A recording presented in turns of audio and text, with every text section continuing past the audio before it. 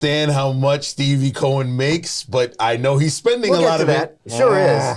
Pat Duffy, a Cavaliers jersey. We love this. Well, we're back. It's Christmas. Because who doesn't love what? Maroon and gold. Okay, that burgundy and gold is beautiful. Like World Be Free, Larry Nance right in your head. It's the Shaquille O'Neal throwback burgundy and gold Cavs jersey from like 12 years ago. How many different versions of Cavs jerseys are there? There's a ton. I mean, for as bad as the Cavs have been, you guys forget the brilliant uniform history of the Cleveland Cavaliers. I encourage you on this Christmas day, go Google it and have fun with it. If you want to throw up your Christmas dinner. I love the Cavs. Doesn't matter. None of this matters. Pretty bad. So this was weird, right? Carlos Correa winds up in a Mets jersey less than 24 hours after the Giants would call the press conference to announce his signing.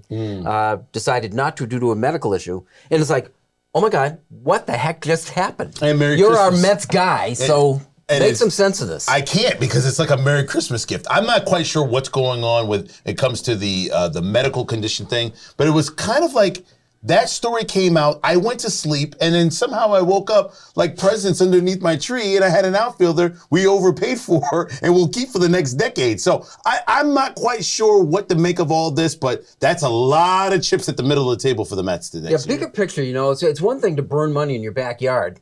It's another. The bigger picture is like there's other teams involved here, and the disparity between what the Mets are doing now with the top payroll and our Joe Bratt statistical analysis has got the Pittsburgh Pirates down there paying just over for their entire roster what the Mets are going to pay in luxury tax. That's 4 question marks right now. 2 veterans, obviously, you have with Justin Verlander and Max Scherzer. Then you throw on top of this new deal. And, oh, by the way, a pitcher from Japan. We're not sure if he's going to be able to play in Major League Baseball. That's a lot. Like I said, that's a whole bunch of money at the middle of the table for the Mets. I don't know. You better not lose to the Pirates. I tell you that much. 3 quick things that stand out. One, you brought up the Pirates thing. Next year, the Mets luxury tax will be 3 times what the Pirates are spending on their entire roster. Let me say that again. The tax they're paying on their contracts will be 3 times what every player in Pittsburgh is making. 2, why not have Major League Baseball with just 8 teams? And I'm not even exaggerating because there are 8 teams that are going to be competitive based on all the money they're spending. Relegation. Here's the thing. I always go to relegation. If I'm a fan in Pittsburgh, why am I going to a game? Why am I spending money to go to a game and cheer for my team and buy a Willie Stargell jersey? They have no chance of winning the whole thing, but and I don't know with the new schedule how many times they play it. They'll beat the Mets 4 to 6 times this year. It's just the way of the game. I listen, I'm not even off of the bill. I think it's a pretty decent idea. Why not relegation?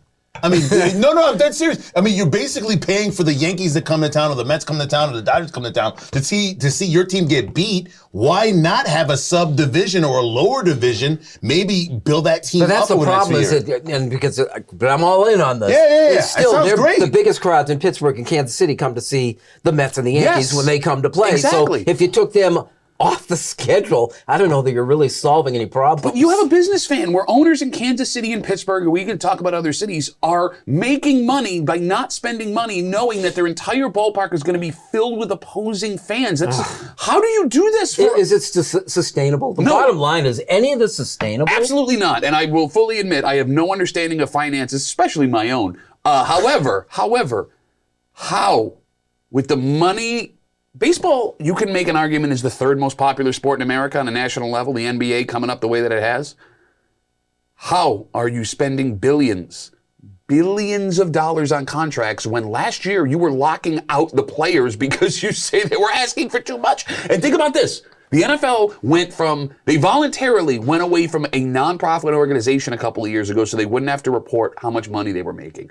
If Major League Baseball is making enough money where they can spend this much on players, what is the NFL bringing in? I have no idea, but streaming has all changed. You see that new deal with the NFL with the I think it's Sunday Ticket, maybe going over to Google or YouTube or whatever. $2.5 billion a year. It's the money is moving. But the NFL prints money as fast as baseball burns it. This is true. A longer season, though. I mean, half of it, 80 games at home. I mean, I need a spreadsheet. I think to Duffy's point, I need a spreadsheet to see how it all goes and where it all goes. Its bottom line is this: baseball, Major League Baseball, is a Ponzi scheme, and there is going to be an insane Netflix documentary in about 20 years when some reporter in Kansas City stumbles upon some information